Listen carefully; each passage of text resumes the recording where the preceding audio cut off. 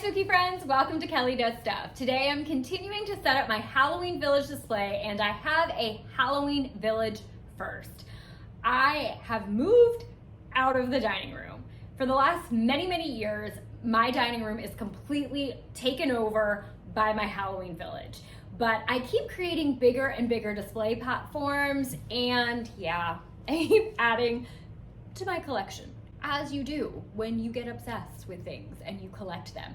So, and because I don't like things to just be like really crammed in, like I like to kind of have that display, have pathways, and just give it space and room and really feature the pieces. I don't want to cram it all in, and so I wanted to expand to a different area, and I'm excited. I'm excited about going to a different area and just a little like bummed. And I mean that lightly, like it's fun and it's Halloween, like we're not gonna be bummed about this, but I love the idea of having all of your pieces, all of your collection in just one really big display, because it's like, whoa, you could just get to see everything all together. But you know what? We've moved on from that.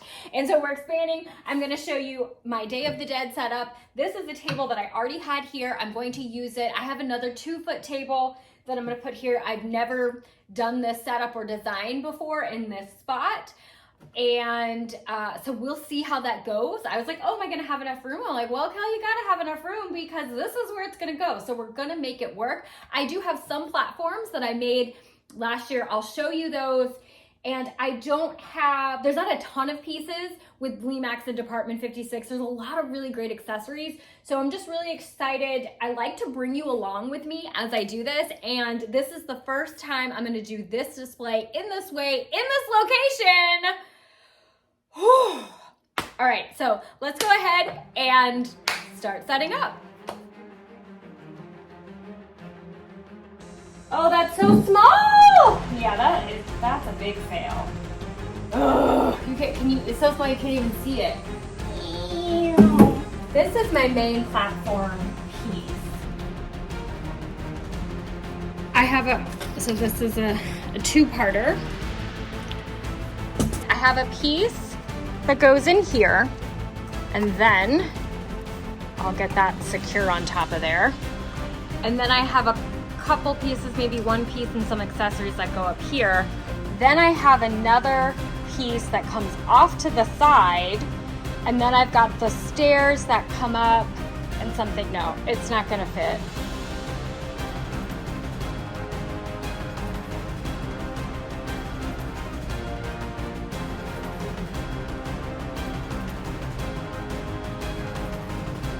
Usually what I use for ground cover is moss, but I wanted to do something a little bit different for this section. So this is coconut fiber, or like a coconut mat. And I like that it came in these sheets. And then last year I created these cobblestones, and I glued it straight onto the mat. And then I'll show you what these little squares are for. The other thing is I have those really epic stairs. And I think what I'm gonna have to do before I really commit and put anything solidly down is take everything out, get all of my pieces, just so I can, since this is a new area, I just kind of need to see how this is gonna fit.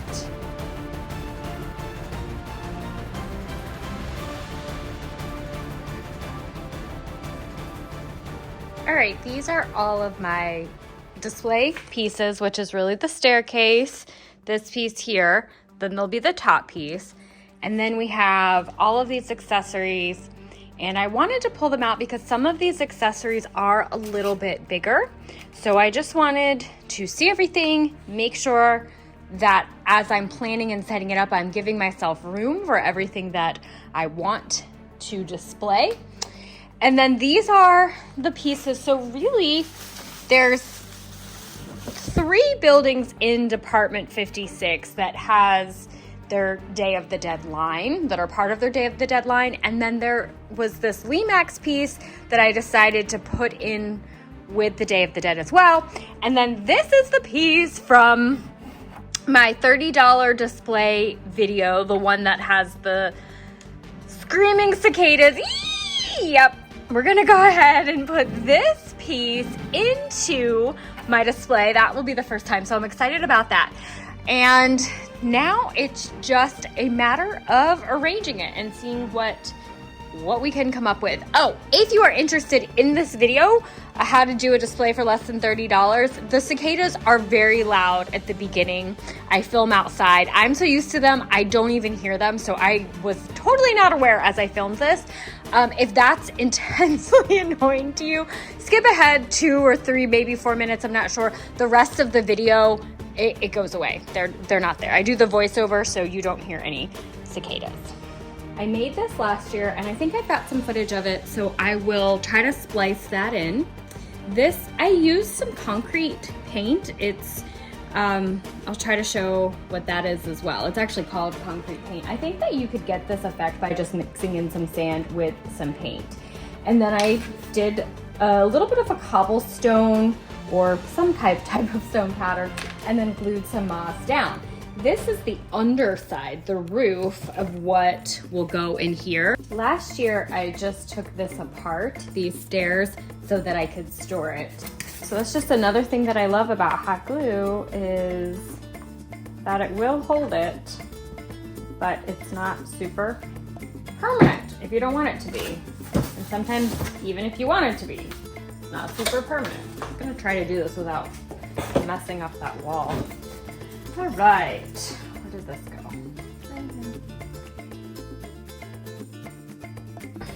Now you'll see here, I don't know, can you see that? These are just kitchen skewers that I put in each side of this. So that way it would have a security, I don't know, does that even make sense? Probably not. So that way it would help keep it in place, and I don't even hot glue this or anything. So I'm gonna see if I can match up these holes again.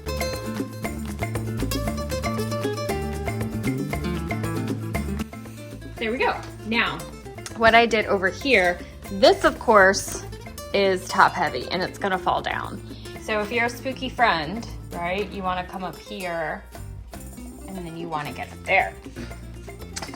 So what I did to help secure that was toothpicks again. And then once you put a couple little figurines on there, bring me a new toothpick. So once you get a couple accessories on there, it will help kind of give it some weight. But this gives it some extra stability. Well, I don't hot glue it or anything. I don't even, yep, I see the holes again, but even if I didn't, it really would be fine. Here we go, there. Easy, just like that.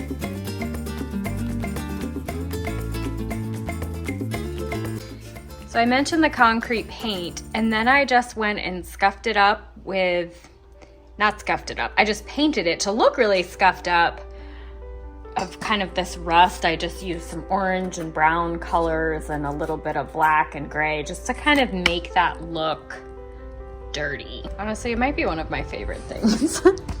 I like the stairs too. This foam here for these kind of cobbly stone, not cobblestone, I guess stone. This is that pink XPS foam. This is the pink XPS foam. And then this down in here is the EPS foam.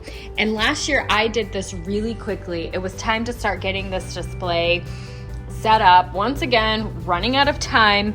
And so I used a hot wire tool, and I don't even know that I textured it.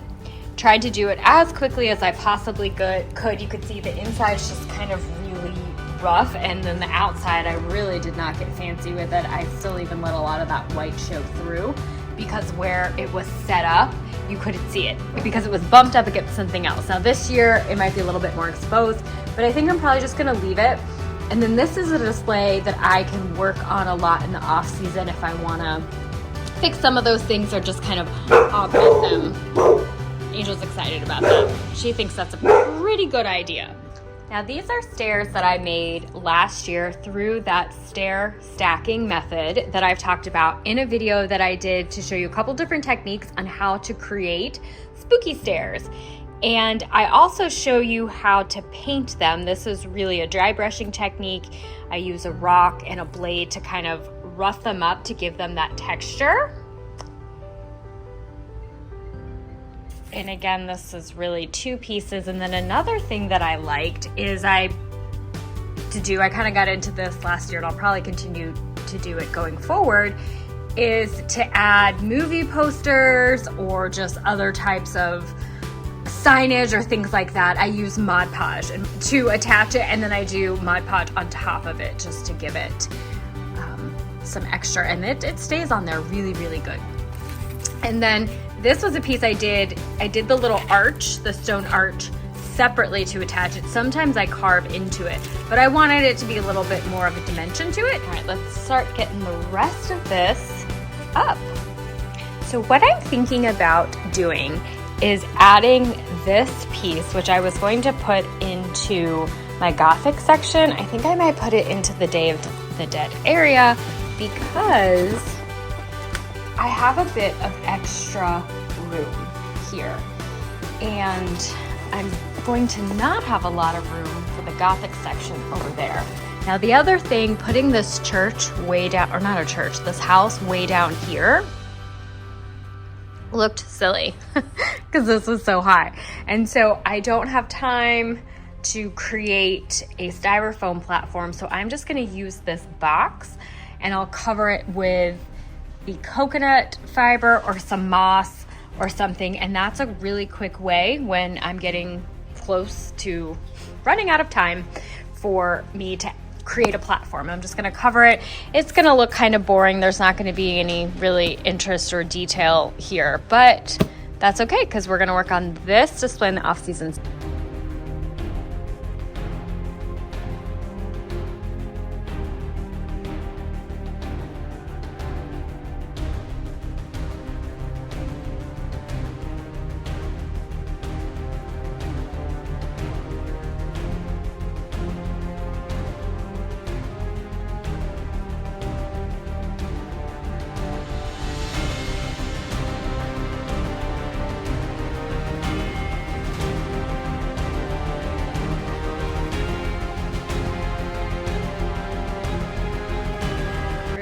Like what I did here, I put the coconut mat in front of the box, and then I used the platform that I originally created for this piece. It hangs off a little bit. In an ideal world, I wouldn't go with that, but it's gonna be great, I think, for this year. And in the video that I did on how to make a display for under $30, I got a little tea light type of, battery operated tea light and put it under there to light it up. I then, at a different trip to the dollar store, got these lights, and I actually like it better because it's an orange glow. And I just put them under here because the bottom of this is really big, and I'm probably going to need an extension. I'm going to need an extension cord to get that to reach down to the outlet, but that's okay. All right, that's going to be great.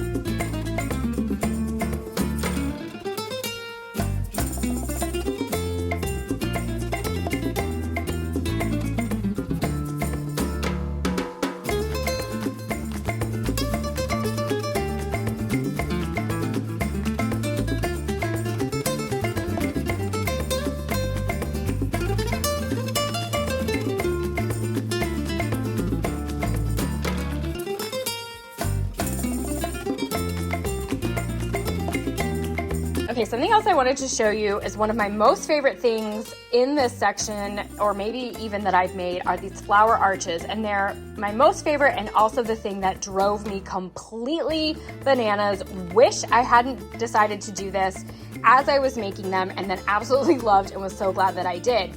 And it's 3 flower arches that are gonna go over this pathway. And I actually got the idea last year. I was looking at somebody else's Halloween video, and they had something that looked like flower arches. And I watched it so many times, but I just couldn't tell the material that they used, what they were made out of. So I just kind of had to go with it myself, think of something. And I got a whole bunch of stems, floral stems from the dollar store, pulled them all off, and then hot glued them on here. And the entire time I was doing it, I kept thinking, there's got to be a better way, a faster way. I just couldn't think of it. I was committed and I went with it. I'll try to find the footage and put it in here. It just made me nuts doing it. It just took a long time because then I got really particular, and you can see these two types of flowers are slightly different. These and these, you know, I was fine with that. Like I said, regretting every moment of it. And then when it was done, I was like, I love it. And then what I did was wrap. I got a battery pack. These actually, I believe, have a timer to them. I'm pretty sure you can set it to a timer so they'll just come on by themselves every night. Because you know how I feel about battery packs. Typically, I prefer something that plugs in, but if it comes on timer and I don't have to be reaching around to turn stuff on, fan of the battery pack. I wrapped these in these lights here. It's an orange light, so then these kind of glow. One of my most favorite things, and also something that made me regret every decision in my life that had led to that moment. A couple years ago, Michael had these skull floral picks, so I got a few of them and then wrapped some battery pack lights around them and stuck them into some styrofoam. And this was just another option for trees. I like to have a whole bunch of different types of trees, different looks, and then also this is a much cheaper route, especially when you buy the picks on sale or use Michael's points, than buying like a Department 56 tree. Okay, spooky friends, we are coming to the end of our setup of my Day of the Dead section of my Halloween display. Thank you so much for coming along with me. I really enjoy sharing this process with you. Like I do with my other setup videos, I'll show you some quick shots of the finished product at the end here, and then I'll do a separate video that has the full final result with all of the lights. As I am editing this and getting ready to post it, it is October 30th, 2023, so I want to wish everyone a spooktacular Halloween. Have a blast. Stay safe. Thank you again for watching. Please consider subscribing, liking, commenting, sharing this video with 5 or 10 spooky friends. I look forward to seeing you next time, and happy creating! Mm-mm.